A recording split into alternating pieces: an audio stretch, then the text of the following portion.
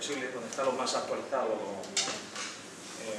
digamos la visión más reciente respecto a nuestra opinión, respecto a la crisis, pero yo quería empezar un poquito antes, ¿no? Pero bueno, ya que lo preparamos para ayer, voy a aprovechar para acabar con el final de esta presentación, donde hay toda la parte crítica sobre las salidas a la crisis y demás, y es una parte interesante. Y aparte aquí hay algunos datos que actualizamos, algunas tablas, que me parece que pueden ser interesantes. Lo voy a combinar un poquito, ¿no? Si os parece, no es una presentación preparada para vosotros. Os voy a enviar las dos, os voy a enviar esta y la otra para que la tengáis y la podáis utilizar, ¿no? Pero bueno, vamos a intentar combinarlas. ¿Vale?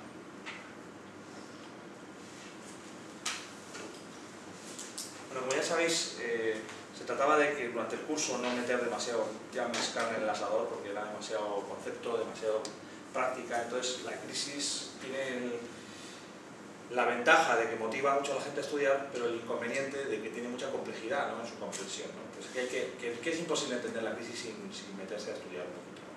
Entonces yo lo que sí que querría es que la presentación de hoy, que no pretende ser una presentación extensiva, es decir, que vais a saber ir de aquí sabiendo todo de la crisis, es imposible en 2 horas, ¿no? Pero sí que sea una buena motivación. Entonces lo primero es que tenéis que saber que hay que seguir leyendo. Entonces, ¿qué podéis leer, ¿no? ¿Qué os recomiendo yo que leáis? Bueno, yo creo que para entender una parte importante de la crisis hay que acudir a gente de reconocido prestigio, pero en este caso bien orientada, en mi opinión, ¿no? Sabéis que hay un economista que fue director del Fondo Monetario Internacional y por tanto tiene experiencia en el ámbito de la economía en general, se ha relacionado en las universidades con los teóricos de la economía neoliberal y por tanto no es que sea un crítico radical, sino que ha conocido muy bien los rudimentos de la economía convencional y luego ha conocido lo que ha hecho el Fondo Monetario Internacional y después de salir del Fondo Monetario Internacional, conociendo sus tripas, lo ha criticado de manera muy razonable siempre. Y este es Joseph Stiglitz, Premio Nobel de Economía, entonces por eso lo recomiendo. Es una persona absolutamente brillante y tiene un libro que se llama Caída Libre, que ahora mismo ya lo han sacado, pero esto también lo recomiendo, porque no me gustaría meteros cosas caras, una cosa barata de comprar, porque este libro lo han editado en edición de bolsillo, yo lo voy a leer como 8 euros o 9 euros. Entonces yo que vosotros lo compraba, ¿no? Porque me parece que eso es un buen regalo de Navidad, y por lo menos entiendo algo, ¿no? Pues es un libro barato.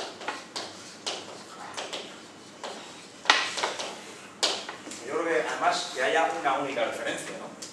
Ya os dije que si lo que queréis es más interesaros por lo que es la salida del euro y los problemas los problemas políticos en torno a la crisis, que voy a hablar mucho de ellos en la presentación de hoy, hay otro libro que os recomendé que se llama El despertar de los demonios. El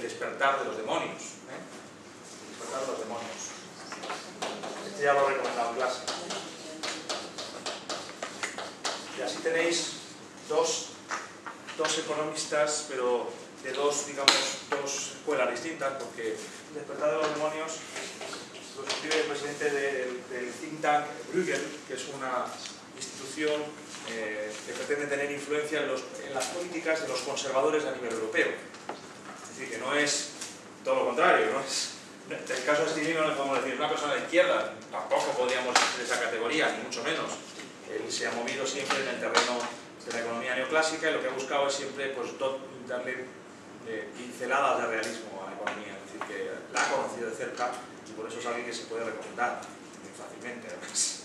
Luego él es judío, o sea, tiene toda la mezcla para, digamos, no despegarse de la economía, de un lado muy radical, pero luego siendo muy radical en cuanto a sus planteamientos, ¿no? A mí me gusta bastante, me parece que es un tipo para seguirle, ¿no? Un tío serio, además, un tío que sabe. Y luego este hombre, el de los despertar de los demonios,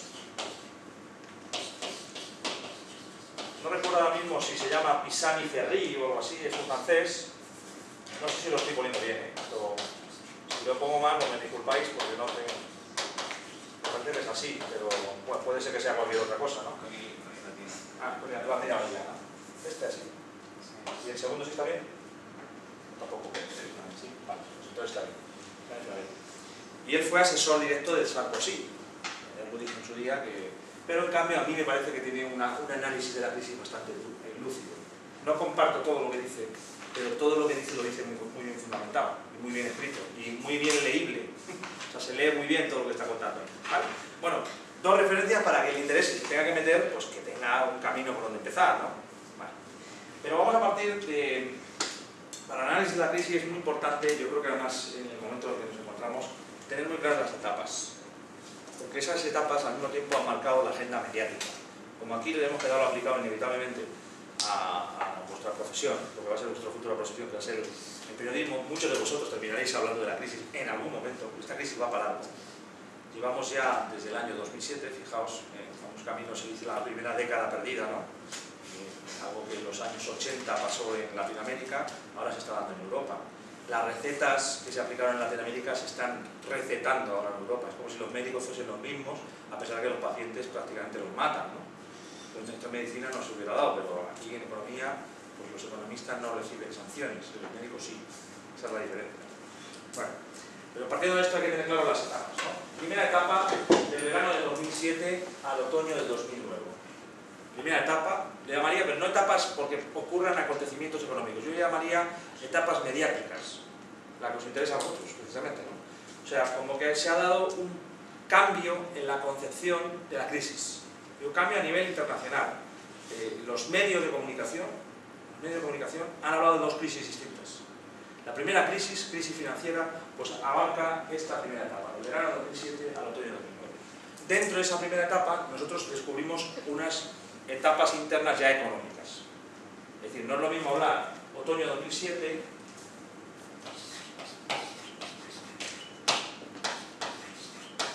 ¿vale? Bueno, poner cifras de octubre, noviembre de 2007, ¿no? Que hablar de septiembre de 2008. Son dos etapas distintas, económicas en este caso. Dentro de esta primera, he dicho, que la etapa donde Sarkozy, en ese momento, en ese intervalo, declaró que había que refundar el capitalismo, que había que reorganizar las instituciones financieras a nivel internacional, que había que crear una banca aburrida, en los términos de otro economista que os recomiendo leer, que en esa etapa fue muy activo, que es Paul Krugman. Sale frecuentemente como escribe en el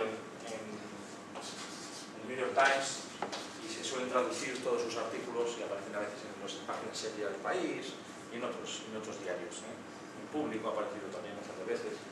Es otro economista del estilo de Stiglitz, que estando dentro de la academia, puesto que este es un teórico de la economía internacional, tiene un libro de economía internacional famosísimo que estudia la mitad del mundo, como es de los que, digamos, los conocidos, que los conocidos digan cosas críticas, pues siempre sale como prensa, ¿no? Porque el resto están agazapados y defendiendo las políticas conservadoras, ¿no?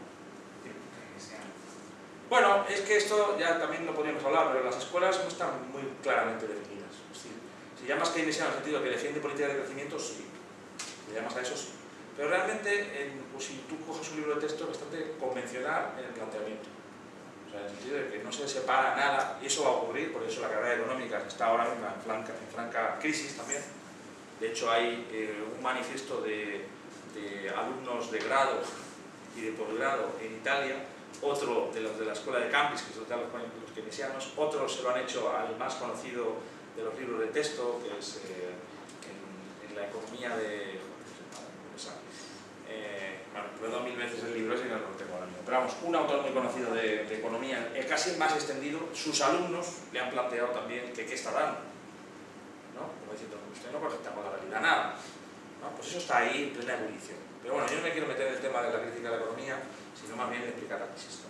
Bueno, esto es otro lo que os recomiendo. Krugman habló en esa etapa, que Sarkozy estaba diciendo estas cosas, de que la banca debería convertirse en una banca aburrida. No sé si lo habéis oído.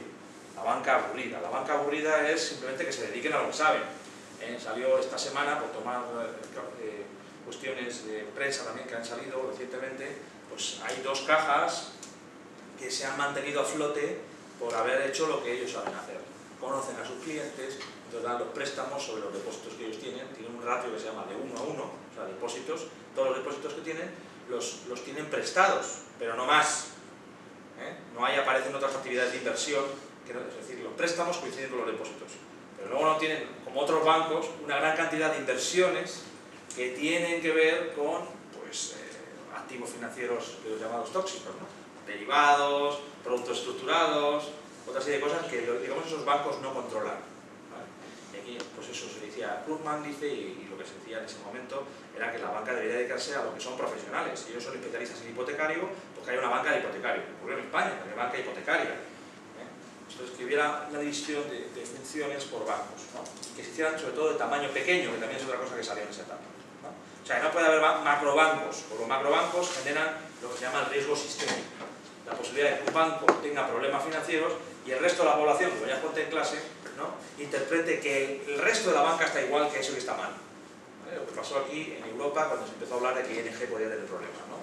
Como conectaba con los bancos del norte de Europa que habían tenido problemas, pues se genera un fenómeno de pánico bancario. Y es cuando os dije que se aumentaba la cantidad de protección de ese seguro que se llamaba el Fondo de Garantía de Depósitos. ¿Vale? Pero vamos por orden, y dentro de esta primera etapa, que se habría que refundar el capitalismo, tenemos económicamente, ya en este caso, hitos económicos. Tenemos digamos, el detonante de la crisis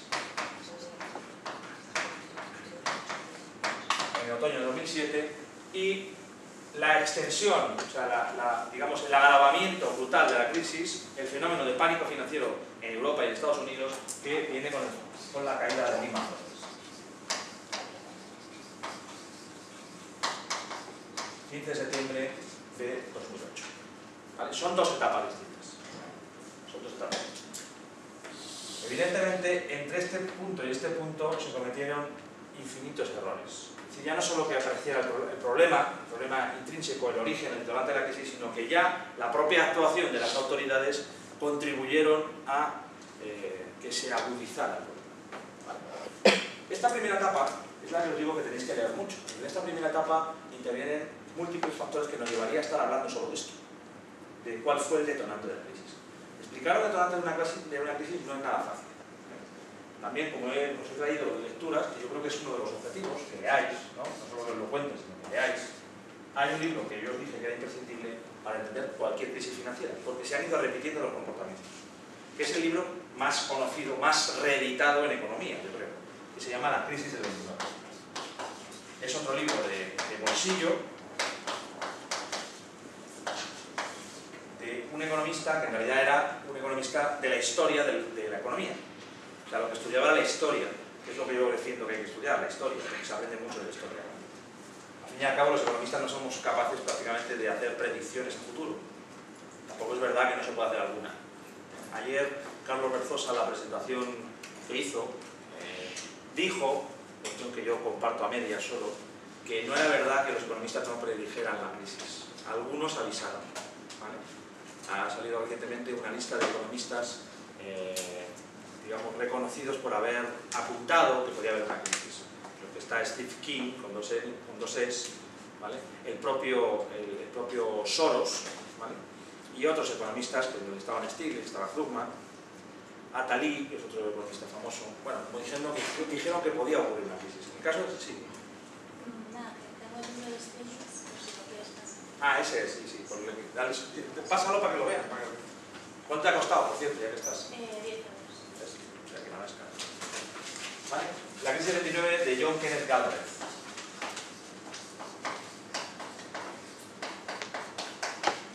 Este hombre tiene una ventaja adicional y es que es súper didáctico. O sea, que cuenta las cosas muy fácil, se lee muy fácil. Este también, ¿no? Pero en el caso de Galbraith es que es muy claro. Él cuenta muy bien el fenómeno de especulación previa, de burbuja previa a la estallida de la crisis, que pasó exactamente igual, en este caso en Estados Unidos, con compra de terrenos en Miami, muchos de ellos pantanosos, y donde no se podía de forma fácil edificar, y sin embargo se estaban comprando por ese apetito por el invertir, ¿no? Y por hacer apuestas a futuro sobre el incremento del valor de los terrenos. Pues bueno, cosas parecidas. Hay fenómenos que se repiten en la crisis actual. No digo que fuera igual, pero sí que hay muchas componentes de la crisis del 29 que se han repetido en la actual. Digo porque todo ese fenómeno previo, que es lo que no vamos a poder nosotros aquí estar, porque perderíamos toda la clase, ¿vale? Es importante entenderlo también, ¿vale? Todas las condiciones que se dan para que finalmente haya una crisis. Porque en las crisis financieras siempre pasa lo mismo. Hay un momento donde se produce una especie de bomba de relojería que estalla, ¿no? Hay algo que estalla, se pincha la burbuja, ¿no? Se dice, se pincha la burbuja. ese momento puede ser cualquier cosa y no es lo importante. Claro, es importante entender que tiene que haber un momento donde se pincha la burbuja, que muchas veces es una noticia. Hay que saber que vosotros sois parte activa de la crisis financiera. Pues muchas veces el detonante de una crisis tiene que ver con que se sabe que una entidad financiera está mal, por ejemplo, ¿no? No digo que tenga que ser esto necesariamente. O se sabe que en la bolsa se ha hundido el precio de determinada compañía. ¿Vale? Se sabe, pero también tiene que haber un efecto de decir, no es lo mismo que, siempre intento utilizar metáforas, ¿no? Pero no es lo mismo que aquí en la clase haya alguien que tenga el ébola y después os vais a morir todos, ¿vale? No es lo mismo que ocurra eso en el momento inicial, que sepamos que hay uno que lo tiene y hay un periodo de incubación, que haya otro de vosotros que sepa que el otro lo tiene y que lo transmita. Se produce ese fenómeno de transmisión rápida de la información y de pánico. ¿Entendéis, no? Quiero decir, o sea, huís todos como locos, despavoridos. No es lo mismo, ¿eh? A pesar de que el fenómeno está, pero también la transmisión a través de prensa, muchas veces, tiene mucho que ver con el agravamiento del problema. No digo que seáis culpables, porque tenéis que transmitir la información, pero que sí que pasa en este orden de acontecimientos. Bueno, entonces vamos a la primera etapa, ¿no? Si os parece, un poquito, ¿eh? No vamos a poder explicar todo, pero ¿cuál es mi visión sobre el origen de la crisis? ¿Vale? Ahí es donde digo que viene la parte del estudio, ¿no? Porque el origen de la crisis está muy vinculado, tremendamente vinculado a lo que, y voy a utilizar lo que se ha utilizado en la prensa para ver si conseguimos que no sepáis solo lo que ha dicho la prensa, sino más cosas, ¿no? Está muy vinculado a los llamados activos tóxicos, ¿no? Aquí esto lo habréis oído, activos tóxicos.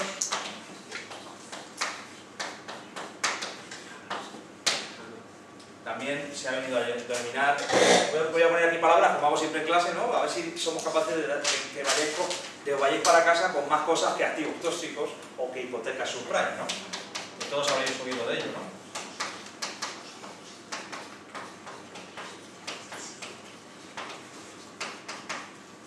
O, si queréis, le ponemos entre paréntesis las titulizaciones de estas hipotecas subprime, ¿vale? En realidad es esto que llamamos activos tóxicos, que está vinculado a esto, es algo más complejo, ¿vale? ¿Cuánto más complejo? Bueno, ahora lo contamos. Pero primero, la crisis no puede existir si no hay actores. Es ya lo dijimos en la presentación y lo quiero remarcar, porque es muy típico en la prensa buscar culpables muchas veces en las cosas, es decir, personificar cosas. Lo digo porque yo que quiero ilustraros como periodistas, no solamente porque contaros el fenómeno.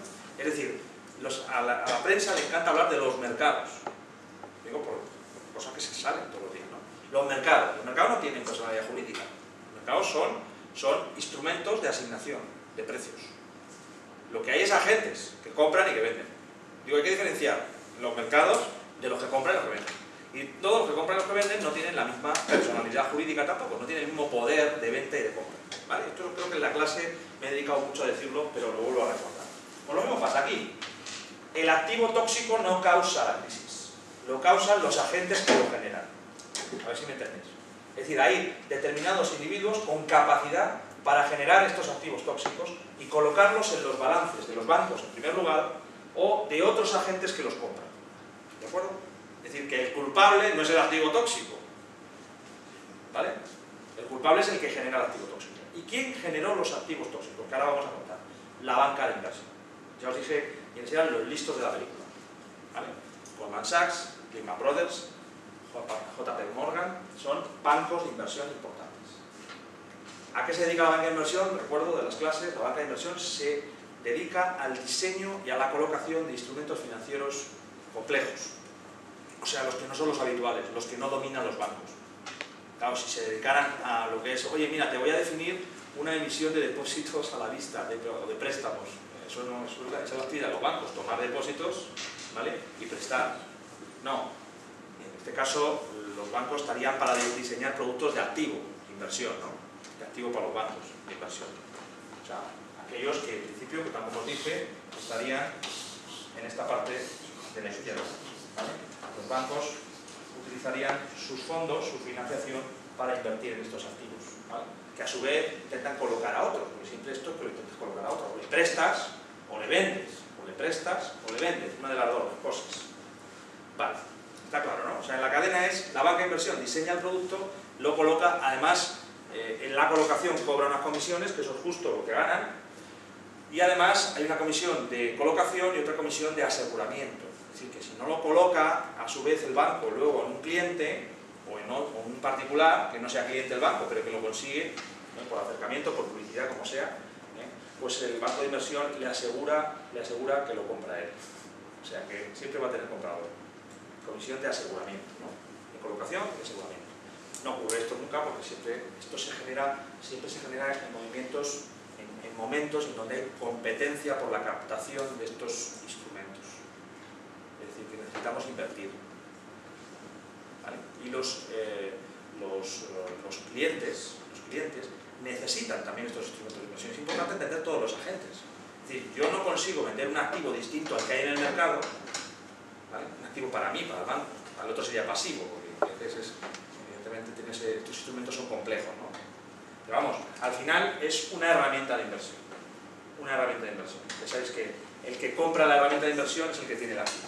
¿Vale? Que lo hemos puesto aquí en el activo, al final cuando tú emites, cuando necesitas financiación, si es el banco el que necesita la financiación, ¿vale? Entonces el activo lo tiene el otro. Siempre que financia es el que tiene activo. ¿Vale? Entonces estos instrumentos financieros son una herramienta útil cuando los tipos de interés son bajos. Porque tú puedes ofrecer una rentabilidad en el mercado más alta de la que hay en un depósito a la vista o un depósito en una cuenta a plazo. En este caso ya estaríamos hablando de esta parte de aquí, ¿no? Del pasivo. ¿Vale? Eso hay que entenderlo. O sea, todos los agentes se mueven en un entorno económico. Entonces, los bancos de inversión no tendrían nada que decir si no hubiera necesidad por parte de los clientes de invertir. ¿Vale? Es decir, que hay que entender que previamente se han dado las condiciones necesarias y hay una etapa justo de euforia donde hay muchas necesidades de inversión. Donde los propios clientes reclaman, y no todos los clientes son iguales, no todos son como vosotros, son clientes ciudadanos de a pie, sino que hay también clientes con mucho patrimonio y con necesidades de invertir ese patrimonio. Y hay una etapa, la etapa previa a la crisis, de muchísima euforia, de crecimiento económico a nivel internacional. Eso hay que entenderlo. En Europa era distinto a Estados Unidos, pero también el fenómeno era global, etapa de crecimiento. ¿Vale? Porque justo las crisis vienen detrás de una etapa de euforia, una etapa de crecimiento. ¿Vale? Si no hubiera esa necesidad de inversión, no surgen esos bancos de inversión dando alternativas a los bancos para poder seguir haciendo negocio. Esto es importante, es decir, que son como precedentes de los precedentes, pero si no se entiende esto, no se entiende nada. ¿De acuerdo? Si hay preguntas, sería bueno que preguntase, porque sobre las preguntas salen muchas más cosas. Pero de momento lo que estoy diciendo es, se dan las condiciones para que haya unos sujetos, los listos, que crean instrumentos financieros para cubrir necesidades.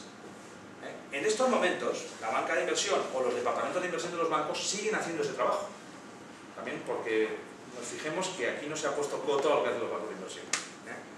Por ejemplo, diseñando productos estructurados, que os dije el otro día, cuando ahora, por ejemplo, tenemos tipos de interés muy bajos, por toda la tensión a la baja de los tipos de interés que tiene que ver con la intervención del Banco Central ilimitada, eso lo que hace es que tumba los tipos de interés. Si el Banco Central los tipos de interés de intervención los baja al 0,75%, los bancos, aunque presten poniendo prima de riesgo a los clientes a 3 puntos o a 3%, a 4% al año, ¿no? Pues aunque lo hagan así, pues ya es un tipo de interés bajo, más bajo que en otras etapas.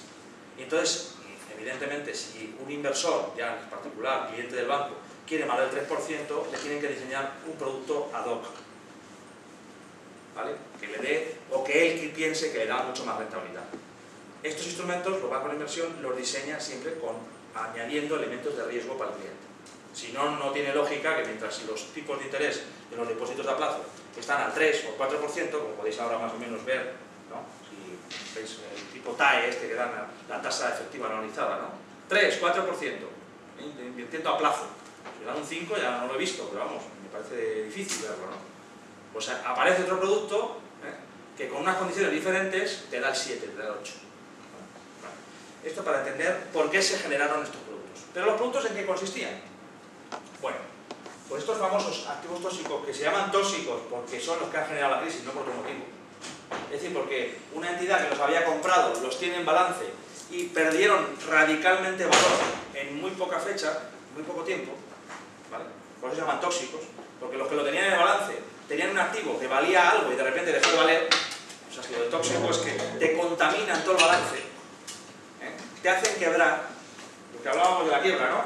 Es decir, son tóxicos porque aquí los tengo y de repente el valor del activo está aquí y como de repente surge la noticia de que esos activos no valen nada, ya no tienen valor. Entonces, si tu activo, tu pasivo está aquí, tu deuda está aquí, pues puedes quebrar.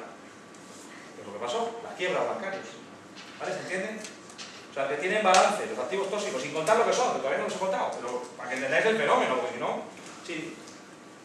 ¿Puedo poner un ejemplo práctico de activo tóxico? Ahora lo voy a contar. Pero quiero que entendáis qué es lo que pasó. O sea, si de repente lo tienes tú en el balance, ¿vale?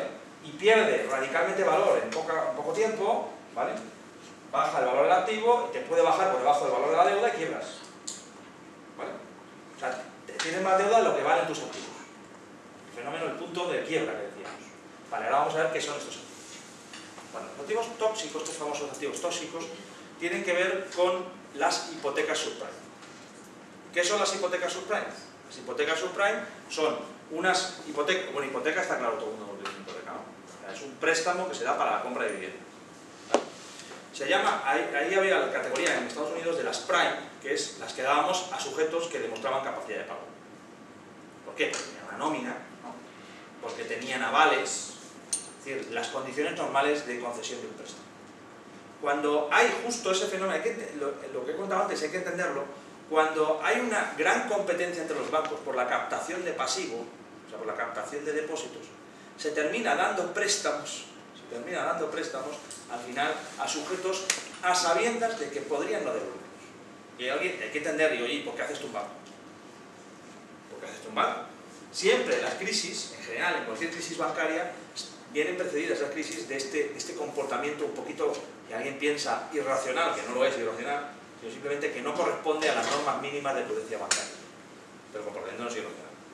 ¿Por qué? Porque hay que entender que las oficinas de los bancos actúan también como los departamentos de las universidades, como cualquier gran institución, en donde hay un problema de principal agente. Este fenómeno lo podéis apuntar como un fenómeno que puede salir en prensa, el fenómeno del principal agente. Alguien que manda y otro que cumple las órdenes. Alguien que manda y otro que cumple las órdenes. Cuando las instituciones se hacen muy grandes, las multinacionales, por ejemplo, o los bancos grandes, siempre hay unas órdenes de conseguir objetivos. Estamos en plena etapa, justo como hay euforia, grande necesidad de inversión, una etapa de competencia entre los bancos. Competencia en este caso para dar préstamo. Competencia para dar préstamo. Yo quiero dar más préstamo que el de al lado. Me quiero hacer más grande que él. ¿Vale? Estamos en la competencia. Entonces la entidad, digamos el que manda, el agente, perdón, el principal, en este caso, el principal, es el que le está dando órdenes a las oficinas, a los bancos, en este caso a las delegaciones, para que, oye, tú respecto al año pasado tienes que crecer un 10% más. O sea, tienes que dar más préstamos que el año pasado. Y ahí aparece el problema de los directores de la oficina. Y además te digo, y si cumples ese objetivo del 10%, cobras bonus, si no, no. Entonces está el problema de la retribución de los que cumplen los objetivos. ¿Vale? Esto funciona así. O sea, que esto en un buen sistema regulado no debería ser así. O sea, las retribuciones tienen que estar vinculadas a otras cosas, pero no al cumplimiento de objetivos, porque eso simplemente es tamaño, aumentar el tamaño de la entidad, como sea, tamaño bancario, tamaño del balance, al final más negocio, más activo, ¿vale? Más pasivo, más activo también, más financiación, más posibilidad de inversión, pero también más riesgo, más financiación, más posibilidad de inversión, pero también más riesgo, ¿vale? Por las dos cosas, Y el pasivo puede venir no solo por la deuda, ¿vale? Puede venir también por las ampliaciones de capital. ¿Se entiende esta idea, no? Entonces, hubo un momento en donde ya se había dado de hipotecas a todo el mundo. Claro, evidentemente esto está siempre ligado a la actividad real, ¿no? Que es la construcción, ¿no? La construcción que no solamente en España, sino en Estados Unidos estaba creciendo a un motor o un ritmo muy fuerte. ¿Se entiende esto, no?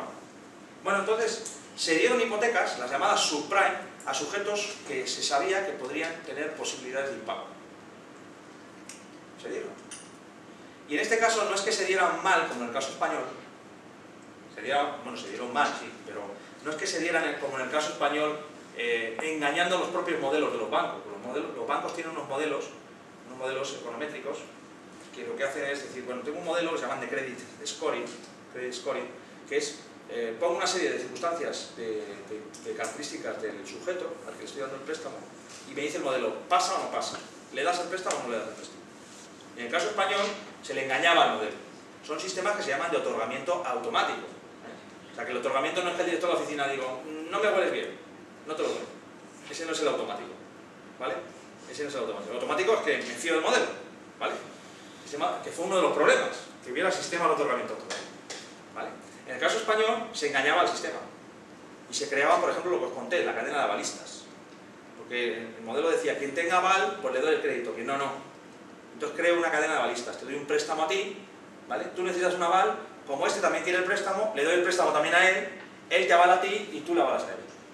Una cadena de avalistas. Y ninguno de los dos puede pagar.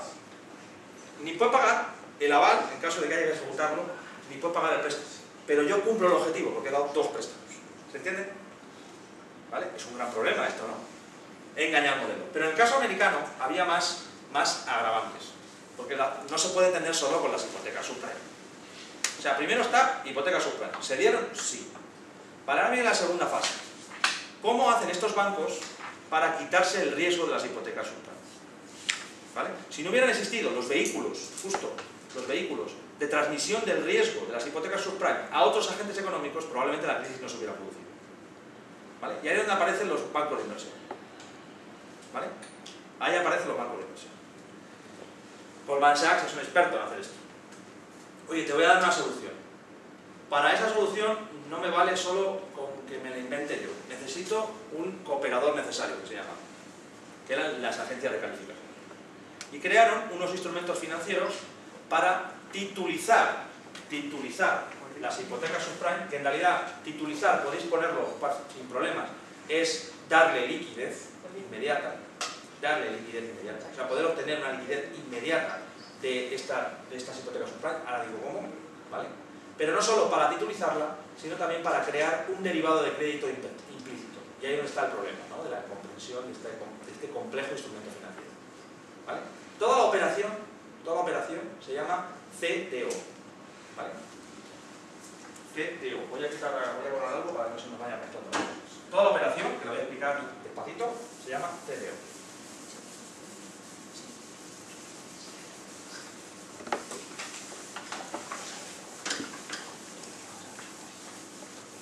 Ya digo que esta parte es la más chunga, en el sentido de que tiene problemas.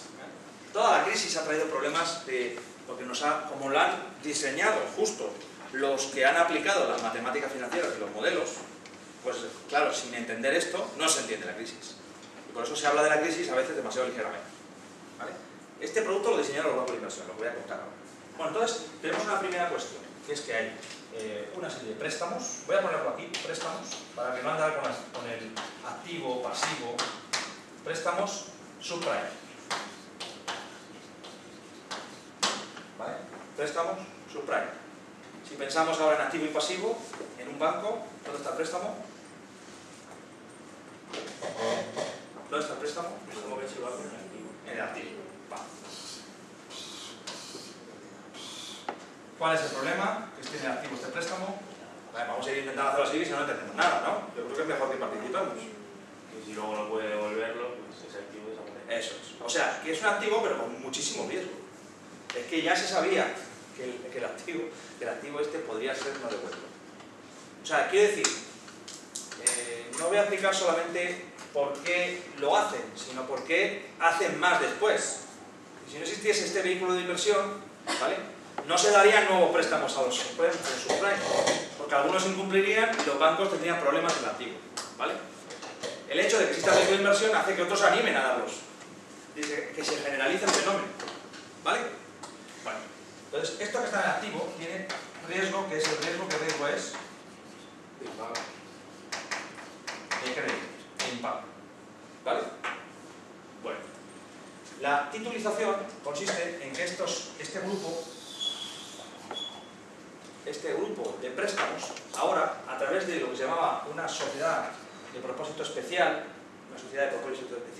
la vais a ver en terminología inglesa, SPV, que son vehículos de propósito especial, la traducción inglesa, sociedades, vehículos de propósito especial o sociedades de propósito especial, que es en realidad una sociedad interpuesta que lo que se encarga es de un diseño un diseño de titulizaciones. Un diseño de titulizaciones es el que se encarga del diseño de las titulizaciones. ¿Vale? Solamente eso, él cobra una comisión igual, él no es el que en esa operación es el que va a cobrar las pelas, ¿vale? Sino simplemente es el que diseña la operación, ¿vale? Sociedad de propósito especial. ¿Y la titulización en qué consiste? En que emite unos bonos, ¿vale? Emite unos bonos cuyos flujos de rendimiento, porque el bono siempre que lo emites hay otro que lo compra, ¿vale? Hay otro que compra el bono, siempre acordaros de lo mismo, ¿no? En este caso, hay alguien que paga un precio, ¿qué espera? Pues siempre la devolución del principal y que le paguen periódicamente una serie de cupones. Eso es lo que espera. Eso se llama un bono con cupones, que hoy vamos a tener que explicar. De momento lo cuento así simplemente. Lo que espera, pagando un precio aquí, en el momento cero, aparte de que le devuelvan el dinero al final, ¿no? Aparte de esto, aquí el problema cuando esto se hace perpetuo es que no aparece la fecha T. El problema de la participación preferente. La fecha T no está nunca, pero sí están los flujos. ¿Vale? Pero bueno, lo que quiero decir es que estas titulizaciones son bonos. Son bonos. Y pagan unos tipos de interés que se llaman cupones. Esto se llama cupones. Como cualquier deuda con cupones. ¿Vale? Igual. O sea, esto, la deuda pública a 10 años es así. La deuda pública de la que luego vamos a hablar es así también. Pagas unos cupones. Lo que pasa es que esos cupones están vinculados a el rendimiento que nosotros damos aquí. Es decir, estos de aquí tienen que pagarme a mí, como banco, como es un instrumento de activo, me pagan a su vez unos cupones también. Es decir, que aquí hay un cupón también. Hay unos intereses. Cuando te dan un préstamo hipotecario, tienes que ir pagando intereses periódicamente. ¿Vale? Según se van pagando estos intereses aquí, se van pagando otros intereses aquí. Evidentemente este cupón no es igual que el de allí. ¿Vale? Pues si no, vaya instrumento. ¿Vale? Tiene un tipo de interés más alto. O sea, es perfecto para el banco. ¿Vale? Porque obtengo liquidez inmediata. ¿Entendéis? O sea, este me tiene que pagar a mí, pero yo le pago al bonista, le pago unos intereses. ¿Vale? Le pago unos intereses. ¿Se entiende o no se entiende? De momento esto, o sea, que se transfieren estos rendimientos, como si estos flujos, venga, de repente a otro lado. Pero esto no son las operaciones CDO todavía. No, todavía no. De momento esto es una titulización normal y corriente. Una titulización es que algo que no tiene liquidez, ahora la empieza a tener. Yo el préstamo, de forma normal, yo no lo puedo vender. Yo tengo un préstamo, no lo puedo vender. No le puedo vender a otra gente el préstamo. ¿Vale?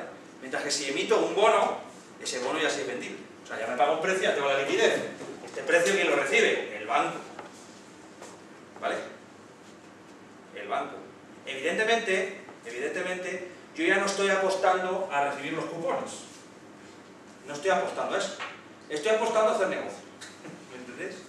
O sea, me apunto en el balance a cumplir el objetivo, vamos. Me apunto que he dado el préstamo. ¿Vale? Y al mismo tiempo he hecho la titulización. Con una ventaja añadida, de momento ahora voy a contar esto, luego cuento el CDO. Con una ventaja añadida, y es que en el momento que titulizo, el riesgo ya no está en el balance. Aunque permanece, porque el préstamo está aquí, está en el balance, pero los reguladores, que tienen parte activa en todo esto, interpretan que tú tienes menos riesgo que antes, y es que realmente lo tienes.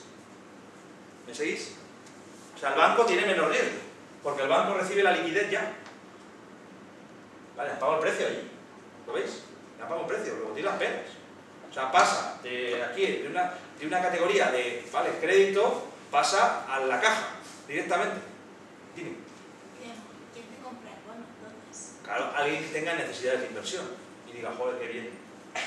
Dos títulos. Vale, y las preguntas van encadenadas porque siempre salen así.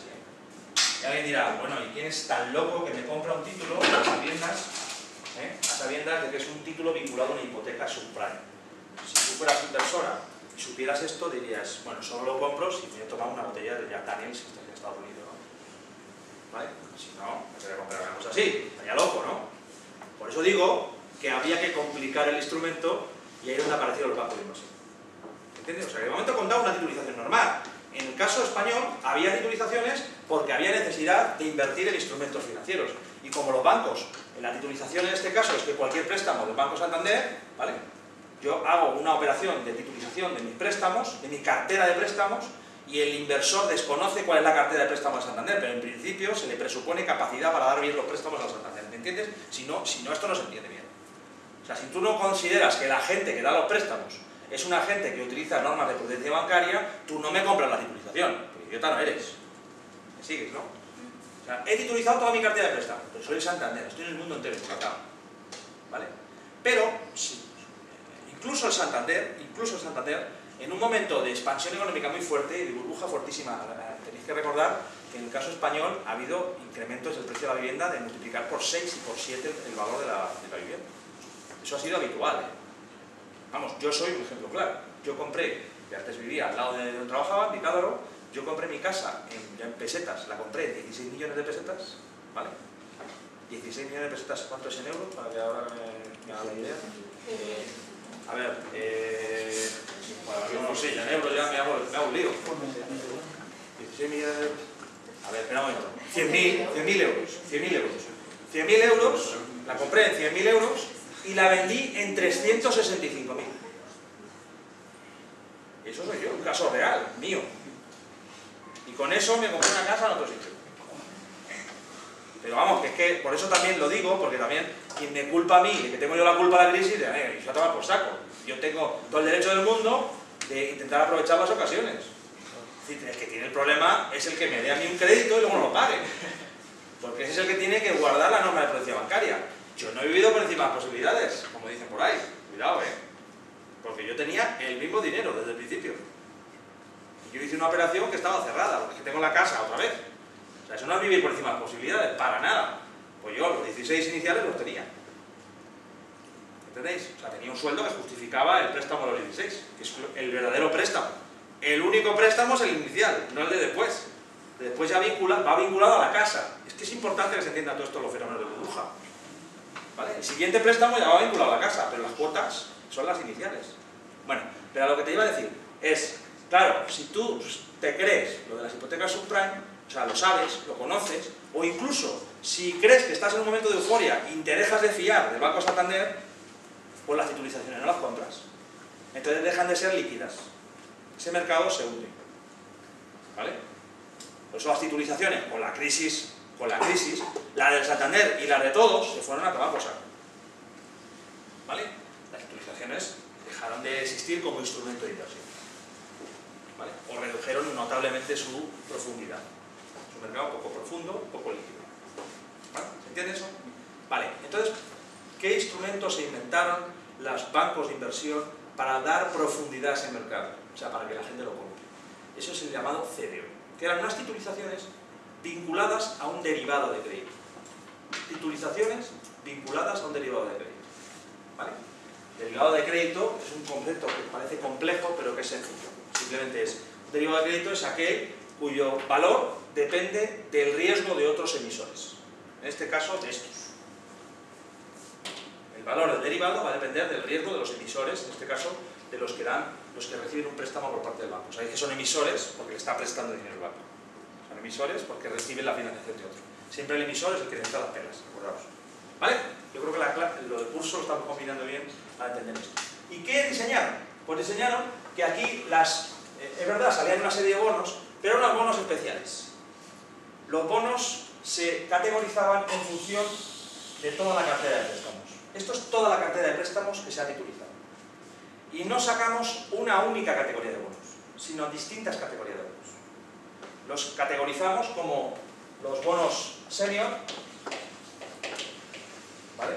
Para entendernos en la filosofía nuestra de vida, pues serían aquellos que las agencias de calificación le dan la máxima calificación, la AAA.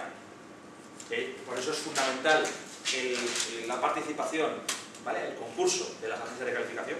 Las agencias de calificación aquí tuvieron un papel clave en la calificación de las titulizaciones. Calificaron nuestros bonos. Dijeron, estos son seniors, son bonos, son guays. ¿Vale? Estos son menos guays. ¿Vale? Se hicieron varias, yo no quiero... Porque esto se pueden hacer todas las tranches, los tramos pueden ser infinitos. Lo vamos a suponer que hiciéramos 3 tramos. Bueno, vamos a poner 4 tramos. 4 tramos. Esto es bastante parecido a la realidad, además. Este primer tramo, ¿vale?, que es el malo, digamos, el malo, pongamos que este es el triple C, que puede incumplir casi seguro, por exagerar, ¿no? Normalmente eso no se da en estas características, pero por poner las dos categorías, del mejor, el peor, el mejor, el peor. Este primer tramo normalmente se lo quedaba al banco. Evidentemente no eran muchos bonos. ¿Para qué? Para decirle también al cliente, el banco, digo este banco, el primer tramo, se lo quedaba al banco, por tanto lo dejaba en el activo, y por tanto había riesgo, claro, si impagaba. Diréis, ¿por qué locura? Porque está dando el préstamo al mismo tiempo comprar bono. Bueno, pero con eso está dando confianza a todos los demás de que yo también participo en la inversión, ¿vale? Fundamental el concurso de los bancos también, ¿no? Bueno, pero evidentemente no eran todos los bonos que habían salido. Era como que de toda la cartera de préstamos, una parte me la quedo yo en forma de bonos, pero muy poquito, ¿vale? Bueno, lo siguiente, evidentemente estos, al ser los que más riesgo tenían el tipo de interés más alto, ¿vale? Pues suponeros que, pues voy a inventármelo porque no me acuerdo de los tipos de interés de las hipotecaciones. Suponeros que a este le doy un 7%. Pues a este de aquí arriba, que no tiene prácticamente riesgo, le doy un 2%. ¿Vale?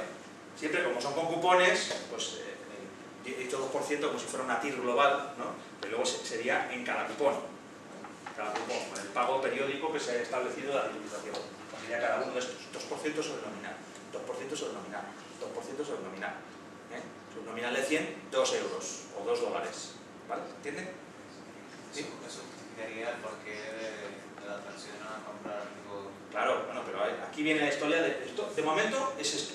He generado categorías de bonos y cada uno es una emisión, ¿vale? O sea, se hacen emisiones parciales. Estos son bonos senior que proceden de las hipotecas generales del banco, del global de las hipotecas, en donde yo no tengo claro cuáles son sus prime y cuáles no lo sé. O sea, yo no sé, el cliente que compra el bono, le dicen, este bono lo ha emitido este banco, ¿vale? Este banco. Fannie Mae, ¿vale? Ha emitido da préstamos, no sé si préstamos hipotecarios además daba, no sé si todos son subprime, supongo que alguno habrá prime, pero desconozco.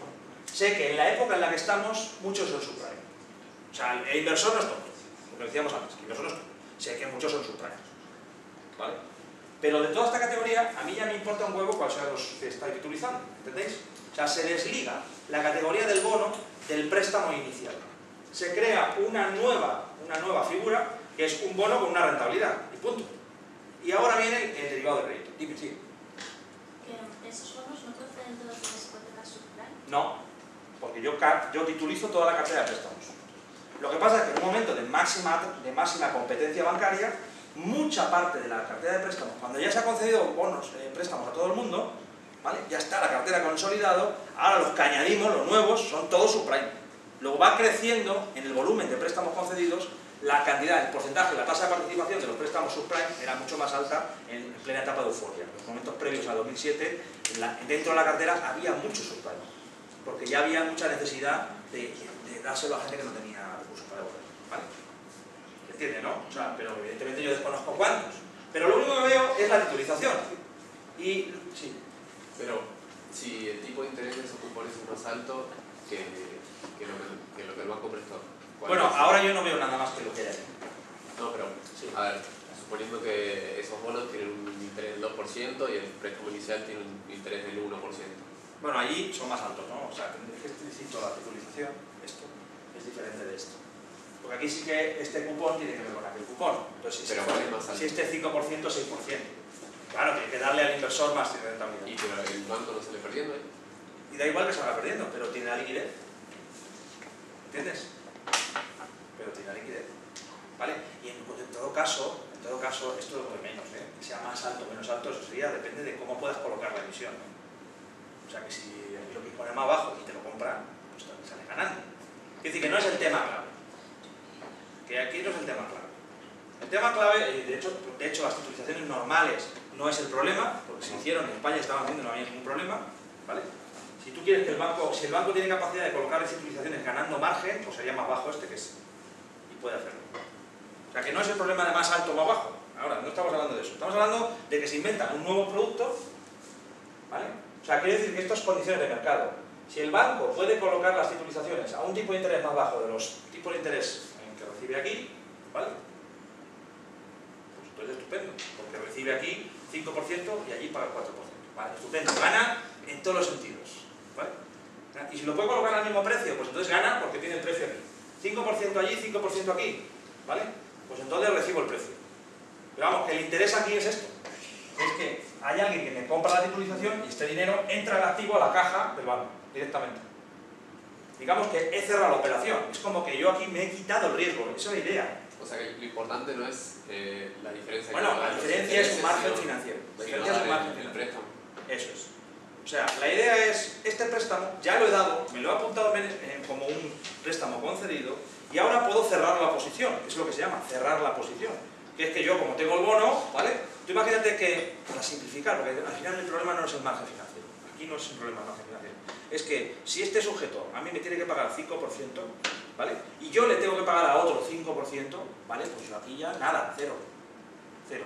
Pero claro, pero el otro me ha comprado el bono. Luego, precio. Ese precio a caja. O sea, que el tema es que me he quitado el riesgo de crédito. Esa es la idea.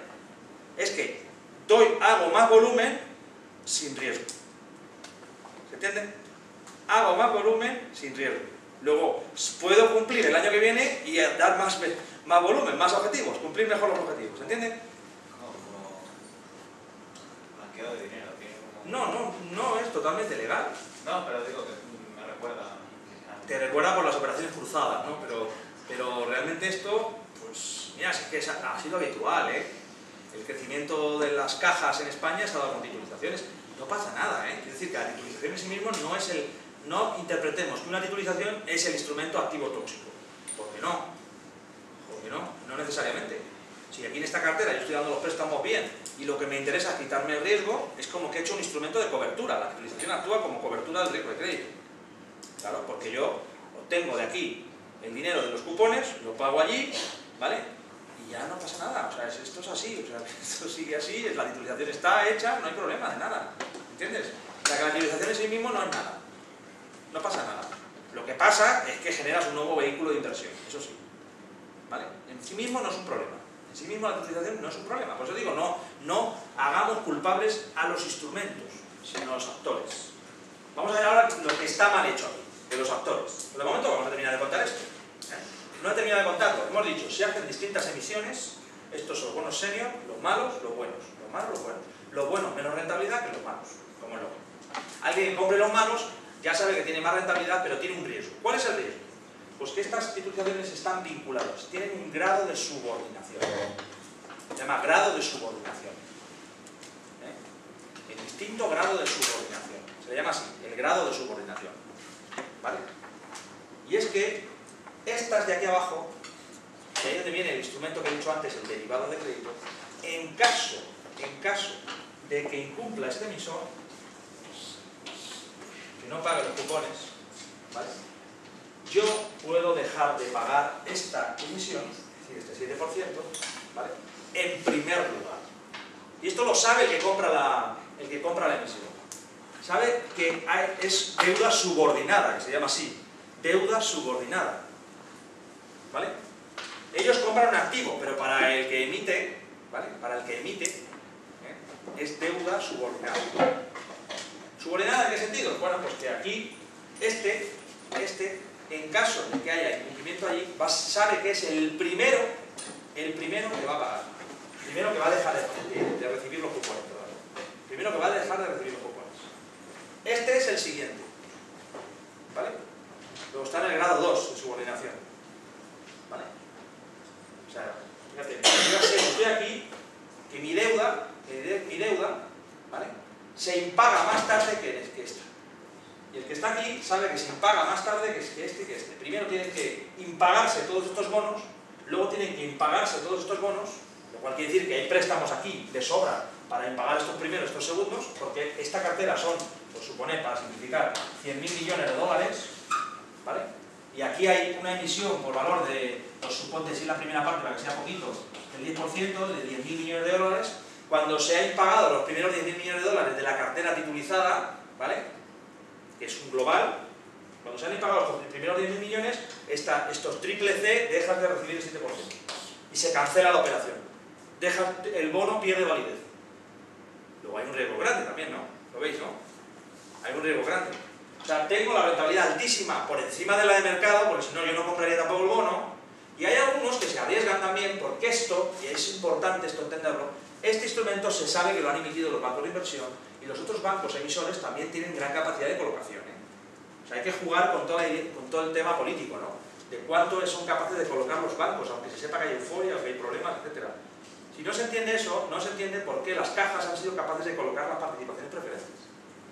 Y han sido capaces porque tienen una red de clientes y a veces les enchufan los productos, así a pelo.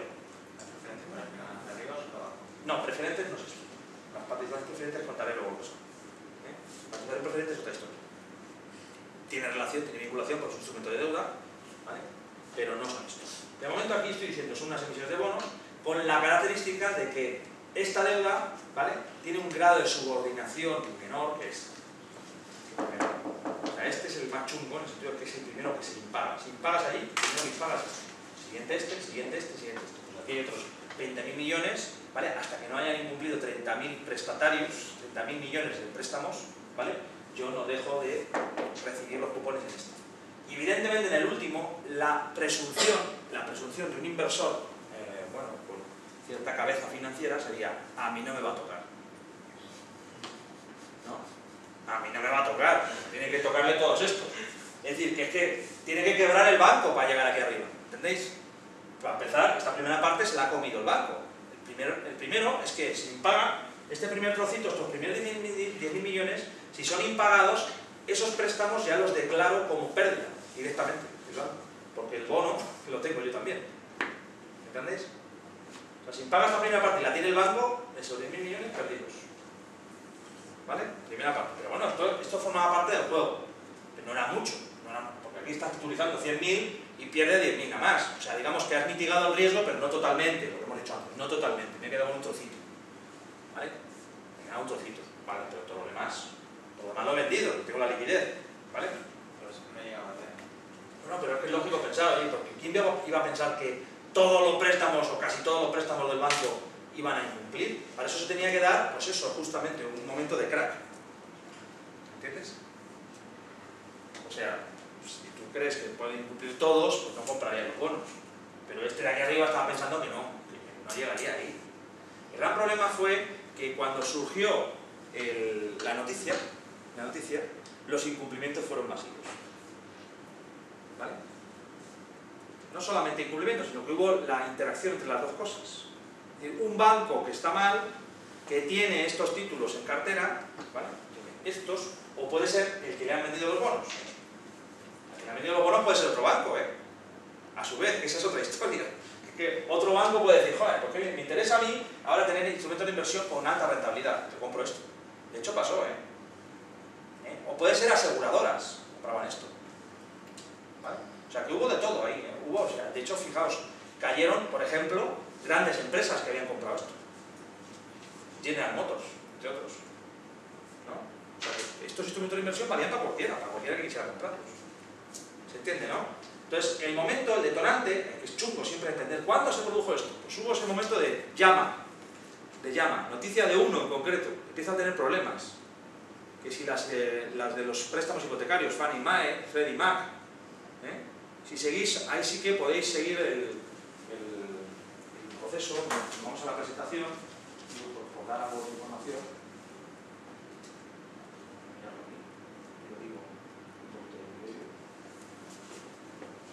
Esta la voy a pasar, pero prefiero que se entiendan las cosas para dar muchas cosas. Fijaos, uno de los primeros que surgió, uno de los primeros casos fue este, el de Bear Stearns. Bear Stearns fue uno de los primeros, el que dio lugar al detonante, ¿no?, de los primeros.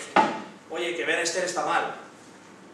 Ya todos los demás, joder, que tenemos todos titulizaciones de hipoteca subprime, de los CDO, que los tenemos todos. Y es donde intentan masivamente deshacerse de los productos. ¿Vale? Bien porque te lo compre otro, bien porque se han creado mercados secundarios, pero al final, que no hay que lo compre. Se crea una liquidez nula, se rompe la liquidez de esos productos, totalmente. Entonces los tengo en cartera y no valen nada. ¿Vale? Porque si no los puedo vender, no valen nada. ¿Entendéis? O sea, hay un momento donde ¡pum!, ya surge el detonante.